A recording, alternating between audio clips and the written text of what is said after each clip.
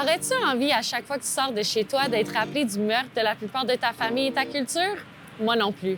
Johnny MacDonald, connu comme un des fondateurs du Canada, était aussi une personne ayant milité pour l'anéantissement des peuples autochtones. Son gouvernement, ainsi que tous ceux qui ont suivi, ont commis des actes de violence envers nos peuples, et cet espace en est un rappel quotidien.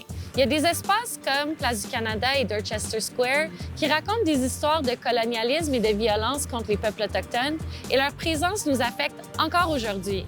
Officiellement, ces parcs ont été créés pour célébrer les conquêtes franco- et anglo-canadiens. Mais pour les Autochtones, c'est un espace de deuil. Nos communautés se réapproprient l'espace en se rassemblant ici à plusieurs occasions par année pour commémorer les personnes qu'on a perdues. Par exemple, le 30 septembre, qui est dédié aux enfants des pensionnats.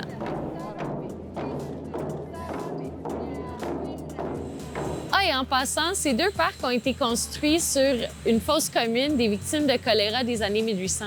L'idée même d'un pays comme le Canada est une forme d'effacement des nations qui existait déjà à l'arrivée des Européens et qui existe encore aujourd'hui. La pensée dominante de ma vie a été d'harmoniser les différents éléments dont se compose notre pays. Ça m'a l'air beau comme intention, mais on ne parle pas du fait qu'il a forcé des peuples de l'Ouest à renoncer à des milliers d'acres de territoire. Prenant en considération que ces deux parcs sont dédiés à la réconciliation entre les Canadiens français et anglais, pourquoi ne pas prendre ça comme une opportunité pour avancer la réconciliation avec les peuples autochtones?